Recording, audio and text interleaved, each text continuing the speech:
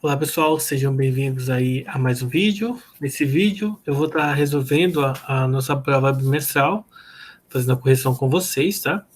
De maneira bem simples e bem direta. Então vamos para a primeira questão, sem enrolação nenhuma.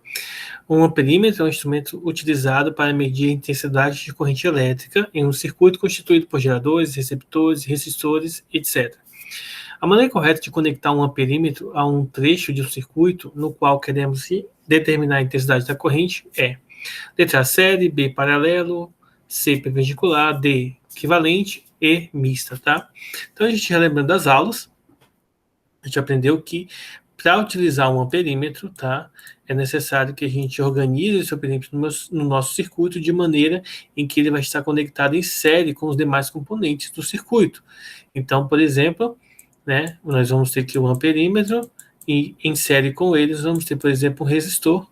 Depois eles podem estar conectados aqui a uma bateria, pode ter um voltímetro, mas o voltímetro, por exemplo, tem que estar em paralelo com o nosso resistor, por exemplo, tá? Para que ele possa fazer uma leitura correta daquela parte do segmento do circuito que a gente quer determinar a voltagem, e nesse caso aqui, a amperagem, tá? Então, letra correta, letra A, um perímetro em série.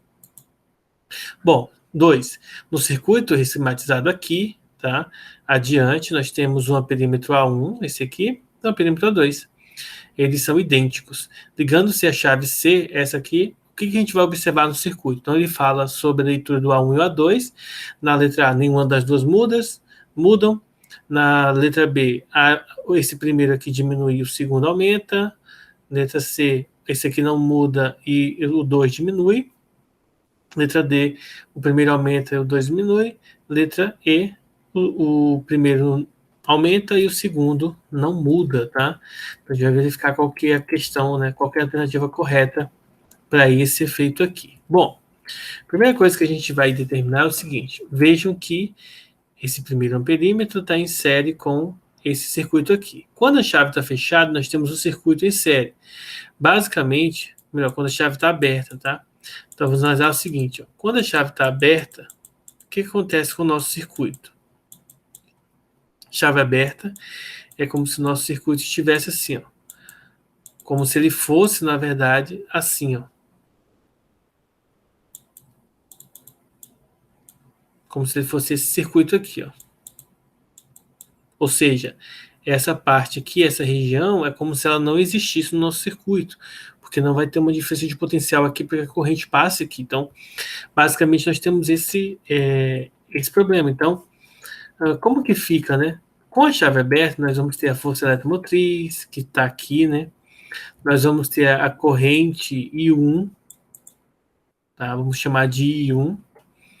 E nós vamos ter que a resistência equivalente desse circuito é a própria resistência 1. Nós não vamos ter nenhum outro resistor, tá? Inicialmente, nós temos essa...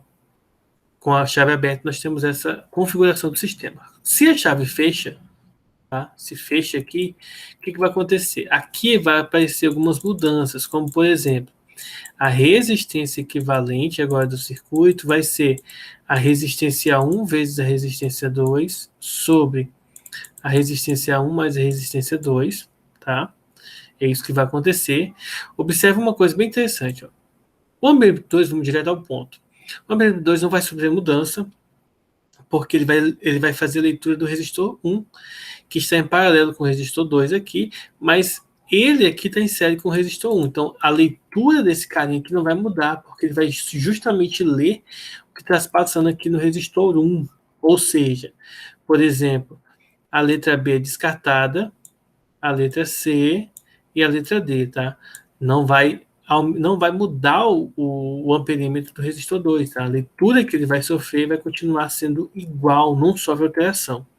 Agora, o 1 ele pode aumentar ou diminuir. Aqui a gente vai levar em consideração o seguinte: ó, quando você conecta aqui em paralelo, o que vai acontecer? A corrente desse resistor aqui, ela vai sofrer uma alteração, como uma parte vem para cá e outra parte vem para cá. Lembre-se que no início a gente até viu que o modelo correto de se colocar um amperímetro é em série, e aqui você vai ter um amperímetro que está em série com um circuito em paralelo, tá? Então ele continua correto, Porém, dizer que a leitura do A1 ó, não muda é falso, tá? Por conta da intensidade da corrente que vai ser dividida aqui. Nesse caso, então vai sobrar o quê? A leitura do amperímetro A1 vai aumentar, tá certo? Porque ele vai ter, digamos assim, uma quantidade maior de cargas elétricas vai ter que circular aqui nesse circuito para poder ser então dividida para o resistor 2 e para o resistor 1, tá? Então, com a chave fechada, nós vamos ter essa resistência equivalente, nós vamos ter a DDP e nós vamos ter o I2, que seria o total, tá? Seria a corrente total do nosso circuito. Então, pela lei de Poilet, a intensidade da corrente 2 seria a força eletromotriz sobre a resistência equivalente, que é essa resistência aqui.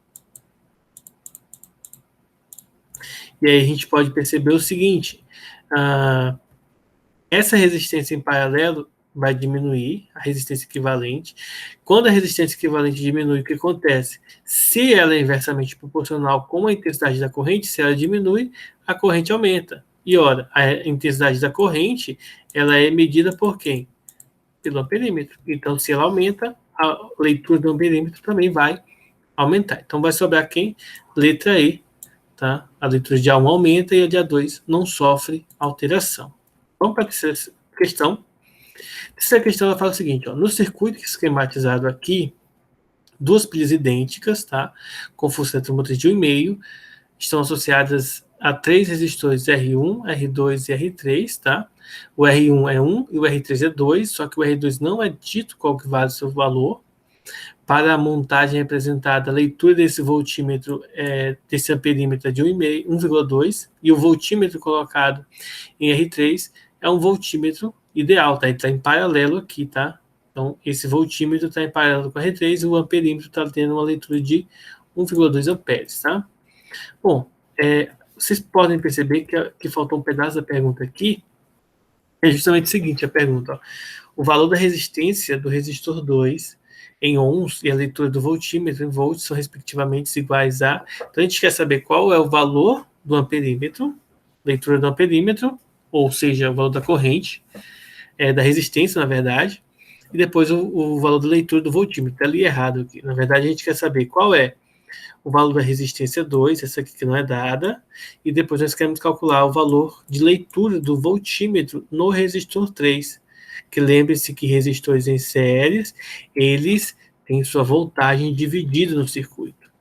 Se nós fôssemos esquematizar esse circuito aqui de maneira básica, tá, da forma como geralmente nós analisamos, a gente poderia redesenhá-lo da seguinte maneira, ó. Vamos colocar aqui as pilhas, tá? Parte positiva aqui e a parte negativa. Observa que a parte positiva vai se conectar aqui com o R3. Então, vamos lá, conectar aqui com o R3, tá? Aqui nós temos o R3.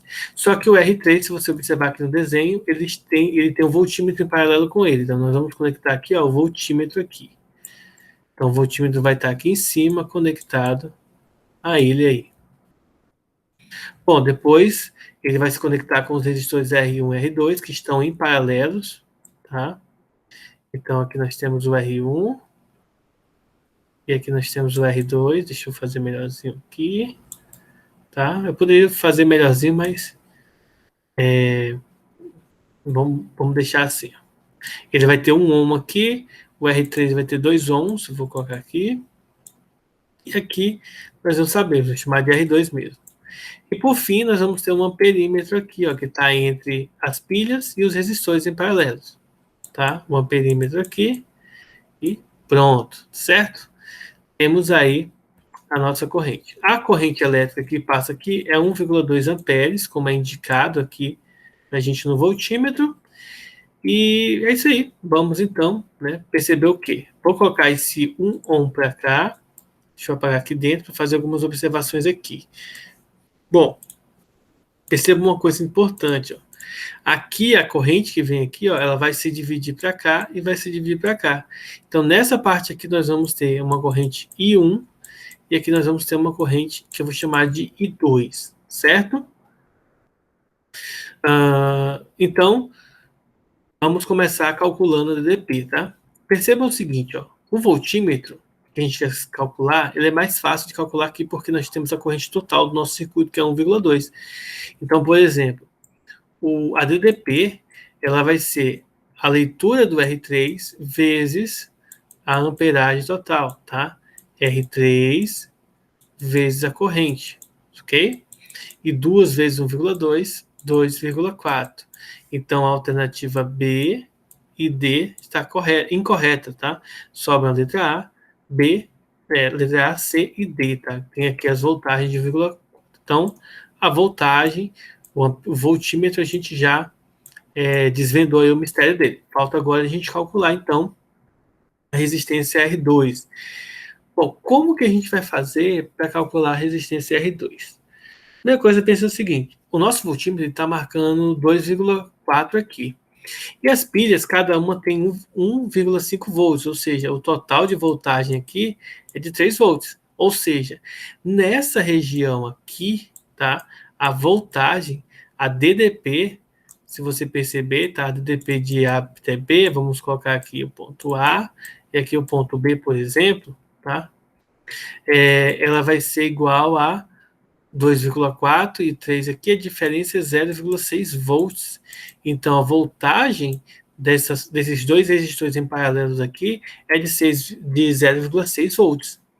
Então, como que eu faço, sabendo que a voltagem é 0,6, para determinar, por exemplo, a corrente elétrica?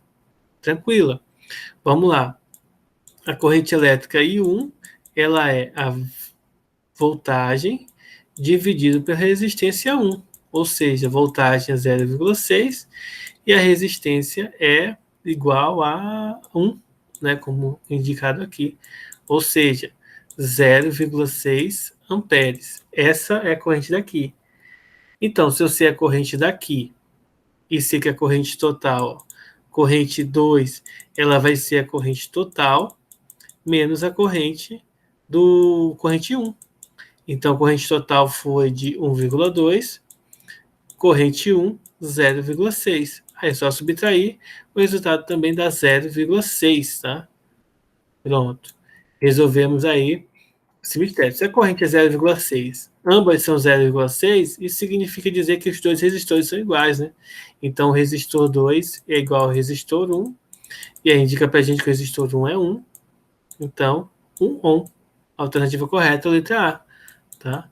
Então, a letra A é a alternativa correta aí para nós resolvermos essa questão. Certo? Então, vamos para a questão 3 agora. Questão 4, na verdade, né?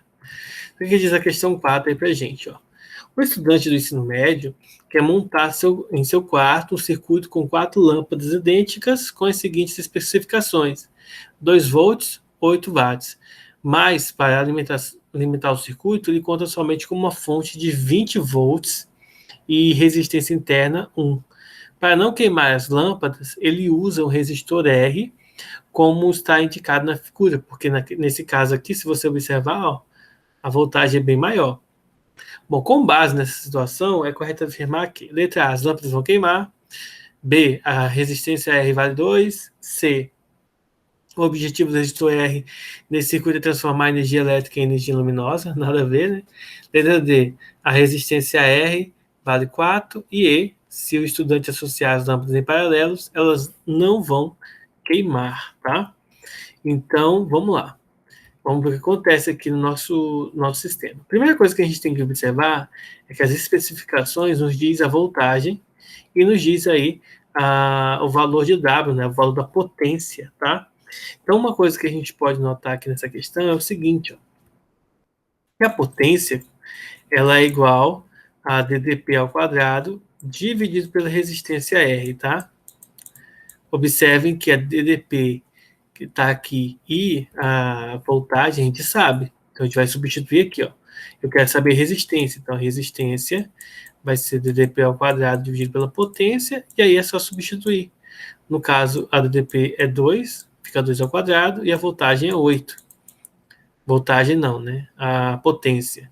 2 ao quadrado dá 4, 4 dividido para 8 dá meio. Ou seja, a resistência de cada lâmpada aí vale meio, tá? Resistência de cada lâmpada. Vou colocar aqui, ó.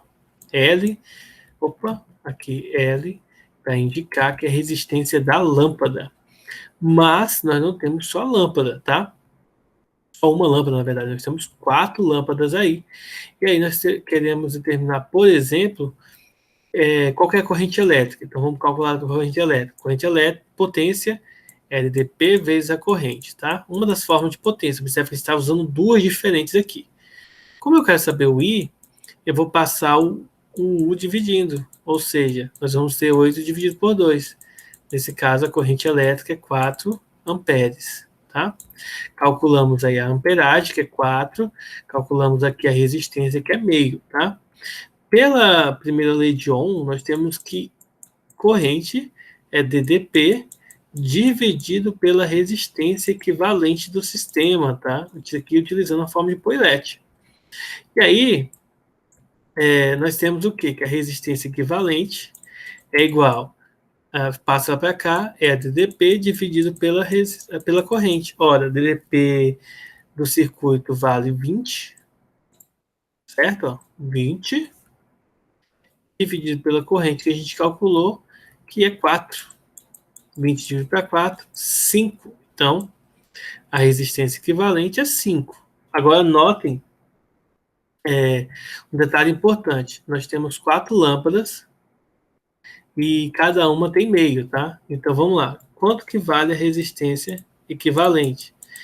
De uma forma, a resistência equivalente fica, ó, é a resistência das lâmpadas, tá? Mais a resistência interna, que eu vou chamar de Rzinho, igual tá aqui, ó. Bom, nós temos 4 lâmpadas, cada uma tem meio, então no final vai ser 2 mais 1, que dá 3. 3 ohm. Tá? Ou seja, para que esse resistor funcione, essa resistência, para completar os 5 aqui, está faltando quanto? 2. Ou seja, letra B, a resistência R vai valer 2 ohm. Certo? As lâmpadas vão queimar independentemente do valor de R? Falso. Porque se a gente colocar uma resistência R igual a 2, 2 mais 3, resistência igual a 5, e todas as outras especificações vão funcionar. Letra C. O objetivo do resistor não é transformar a energia elétrica em energia luminosa. Esse é o objetivo das lâmpadas. D. A resistência não vale 4, como a gente viu aqui, vai valer 2, tá? Porque é a diferença aqui. Então, R é 5 menos 3, que vale 2 ohm. E letra E, se o estudo dissociar as lâmpadas em paralelos, elas não irão queimar, né? Bom, se a gente colocasse em paralelo, o que ia acontecer, colocasse as 4 em paralelos aqui, o que ia acontecer é que a resistência equivalente aqui, nessa situação, seria a resistência de cada lâmpada, que é meio, só que agora é dividido para 4. E meio dividido para 4 vai dar 0,1 2, 2, 2, 2, vai ficar ainda menor. Então a gente precisaria de uma valor de resistência muito maior. Então, nesse caso, não seria interessante a letra E, tá? Então, letra B. Última questão de resistores aqui do nosso problema, né, de circuitos. É o seguinte, no circuito apresentado na figura, onde a tensão de alimentação é 7 volts, R1 é igual a 1, tá? Então aqui é 1, aqui vale 2 e aqui vale 4 ohms. Podemos dizer que a corrente medida pelo amperímetro aqui é de quanto, né? Então vamos lá. Como que a gente vai fazer essa questãozinha aqui? Bom, a primeira coisa que a gente tem que perceber é o seguinte: nosso circuito, a corrente elétrica vai circular aqui, vai vir para cá. Essa corrente vai se dividir, uma parte vem para cá e uma parte vem para cá. Esse perímetro, ele vai receber essa corrente aqui. Tá? Porque quando o circuito está em série e ele passa a ser um circuito em paralelo, a corrente se divide em 2 ramificações. Essa ramificação só vai ser a mesma se os 2 resistores fossem iguais, mas eles não são. Aqui são 2 ohms e aqui 4 ohms. Então, a primeira coisa que a gente vai precisar fazer aqui é o seguinte: calcular a corrente total, tá? Então, quanto que vale a corrente total? Lei de Poilet, força eletromotriz dividido por todas as resistências, ou seja, a resistência equivalente. Aqui ele não fala de resistência interna, então a gente vai considerar que não tem. E aí é só a gente substituir o seguinte, ó, quanto que vale a força eletromotriz do nosso circuito? 7 volts. Quanto que vale a resistência equivalente? Não sei, então vamos calcular. Resistência equivalente é essa resistência que está em série com essas duas em paralelo. No caso, a gente vai multiplicar em cima e somar embaixo. Ou seja, 1 mais 8 sobre 6, né? Posso dividir por 2 em cima e embaixo, então nós vamos ter 4 terços. Somando isso aqui, nós vamos ter 7 sobre 3, tá? Esse é o valor da resistência equivalente, então fica 7 sobre 3. Divisão de fração, então vamos ter o quê? Repete a primeira e multiplica pelo inverso da segunda, simplifica os 7, então o resultado final, 3 amperes. Essa é a corrente elétrica do circuito inteiro. Uma das coisas que a gente tem que notar é que quando os resistores estão em paralelos, como esse dois aqui, a DDP deles são a mesma, tá? A DDP não muda. A DDP de ambos é a mesma. Só que pela primeira lei de Ohm, a DDP desse aqui é a resistência 2 vezes a corrente 2, e do outro lado, resistência 3 vezes a corrente 3. Ora, a resistência 2 a gente sabe que vale 2, 2 e 2, e a resistência 3 é 4 e 3. Nós passamos o 2 dividindo, então nós vamos ter que o I2 é 2 vezes I3, porque é só dividir por 2 aí, passar o 2 dividindo. Essa é a relação entre as correntes aqui. Mas isso não é ainda o suficiente para a gente resolver a nossa questão. A gente precisa saber quanto que vale essa corrente aqui.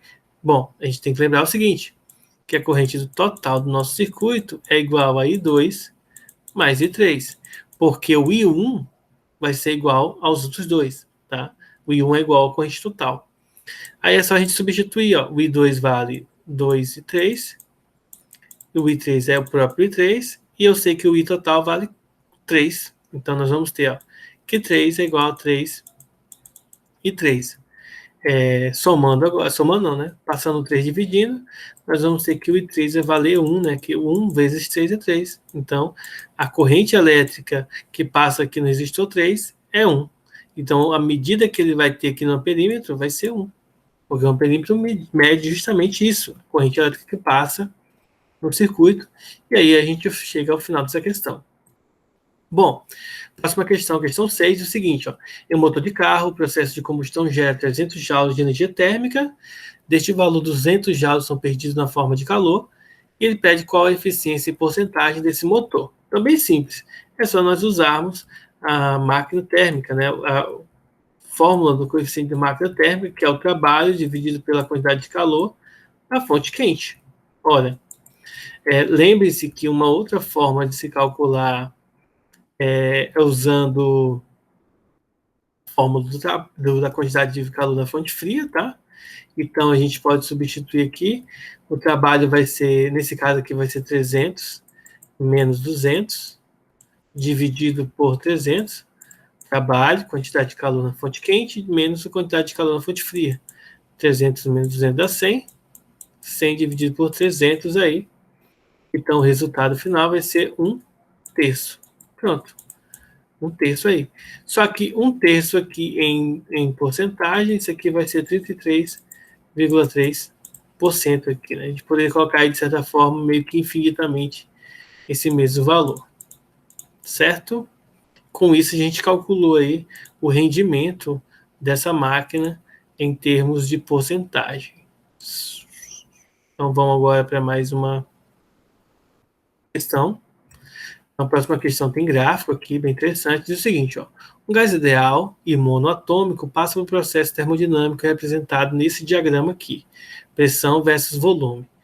O gás que se encontrava a temperatura de 57 graus no estado inicial A, comprime-se até o estado B pela perda de 1.700 joules de calor nessa etapa. Em seguida, é levado ao estado final C, tá? Levado aqui, ó, de A para B e depois C. Quando retorna à temperatura inicial, a linha tracejada representa uma isoterma. Considere que o gás seja monoatômico. Considerando os valores indicados aqui, pede para a gente calcular o seguinte. E ele fala que a massa é a mesma. Letra A temperatura do gás em graus Celsius no estado B. E a letra B, que não está aparecendo aqui, porque cortou, é o calor em joules recebido pelo gás de uma fonte externa quando foi levado do estado B para o estado C, tá?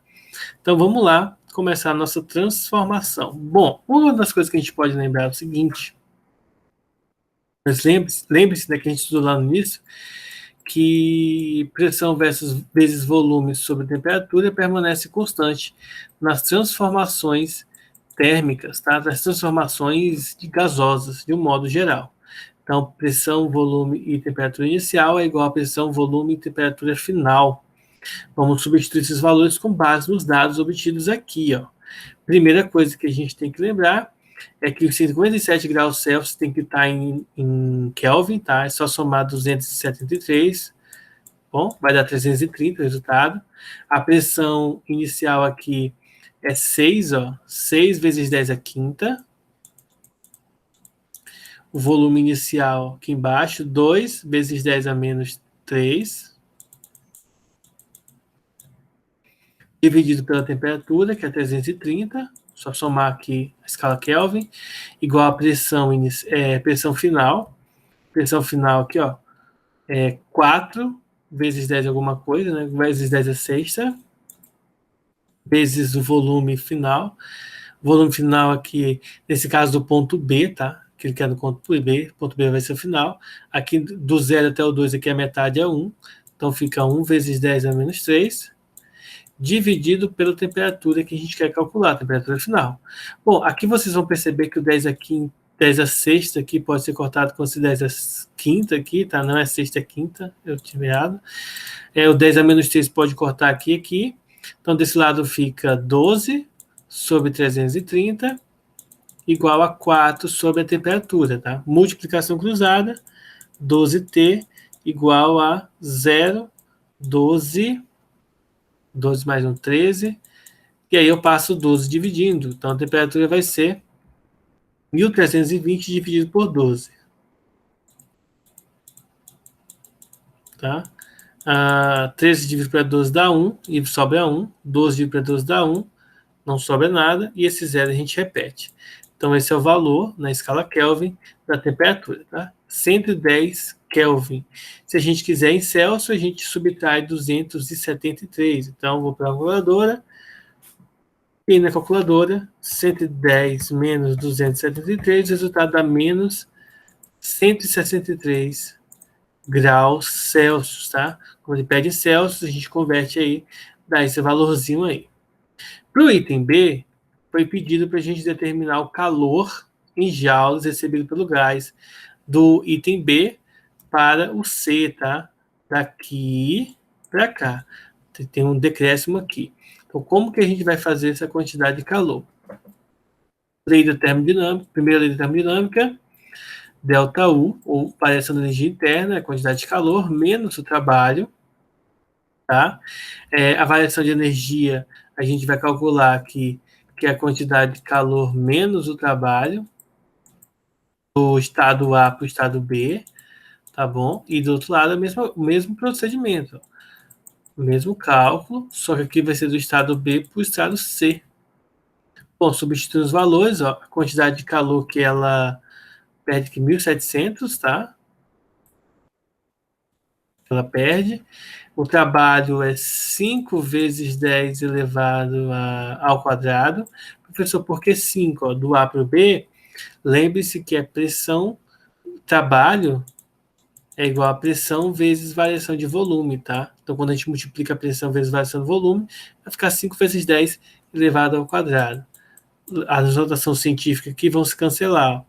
10 a quinta vezes 10 a menos 3, 5 menos 3, 2, tá? Então, é só seguir esse espaço aí. Nós queremos essa quantidade de calor, e o trabalho aqui vai ser 10 elevado a 5 vezes 10 elevado ao quadrado, tá? Vou colocar aqui embaixo, 10 elevado ao quadrado. Tá? Esse 10 aqui, ó. Bom, aqui é só resolver essa continha, tá? Só a gente resolver. Só um detalhe importante, como é perda, o sinal fica negativo, tá? como é uma perca aí de valores, tá? Esse sinal fica negativo aí. Bom, e aí nós precisamos só resolver essa continha, tá?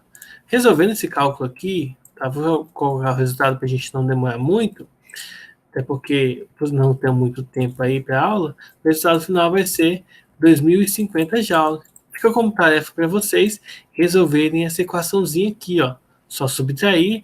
O conselho aqui vai ficar 500, então menos 7 menos 1.700 menos 500, tá? Vai dar esse valorzinho, aproximadamente um valor aqui, 2.200, e aí colocando isso aqui na notação científica, tirando a notação científica, passando para o outro lado, a gente vai chegar nessa conclusão aqui, tá bom? Bom, então vamos continuar. Questão 8, agora. Tá?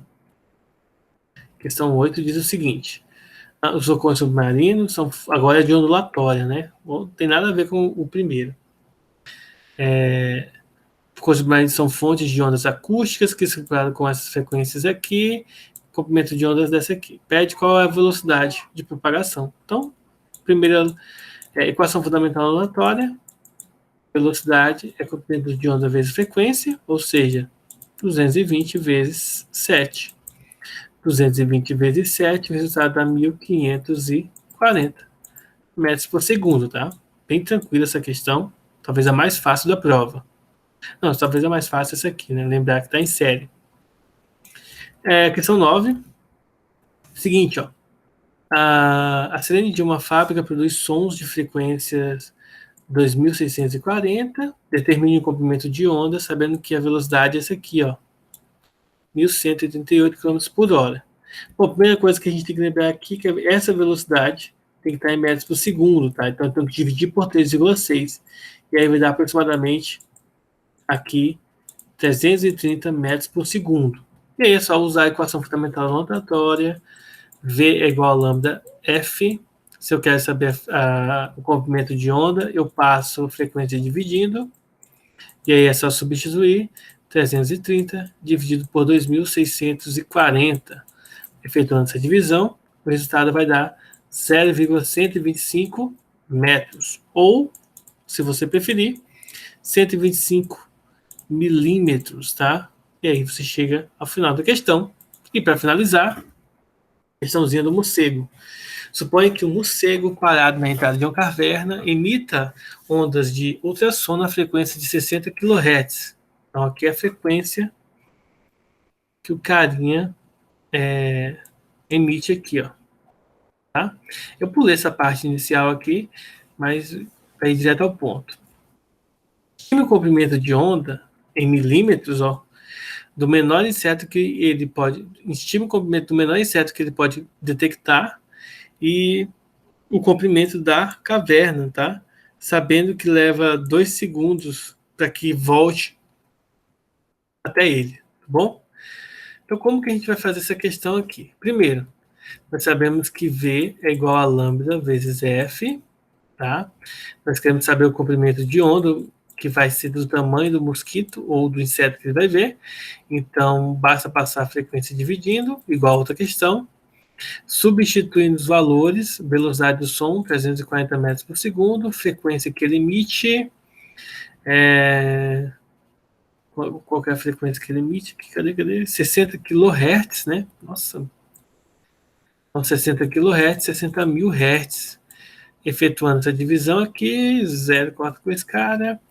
Então, já colocando o resultado em notação científica, 4,7 vezes 10 a menos 6 metros, tá? E aí, em milímetros, 5,7 milímetros, tá? O 10 a menos 6 equivale ao mili de milímetros. Pronto. Segunda parte, nós observarmos o seguinte: velocidade é ΔS sobre ΔT. Então, eu quero saber o ΔS, é velocidade vezes o tempo. A velocidade que ele emite é a velocidade do som, 340 metros por segundo. E o tempo que demora é de 0,2 segundos, né? Então, vamos aqui, 0,2 segundos. Esse zero aqui corta com esse zero da vírgula. 2 vezes 34 vai dar 78, né? Não, 68. Vou pegar aqui. Então, 68 metros, tá? Porém, ele vai ir e voltar, então é metade disso aqui, 34. Então, a distância vai ser 34 metros. O comprimento do mosquito, do inseto, 5,7 milímetros, e a distância, 34 metros aí. E aí, com isso, a gente chega ao final da prova, tá? Espero que todos tenham entendido. Qualquer dúvida, pausa o vídeo, volta, rever a questão que você teve mais dificuldade para resolver e tenta aprender ela, tenta fazer ela direitinho aí, para você ficar fera, tá bom? Então, pessoal, até a próxima aula. Falou, se cuidem.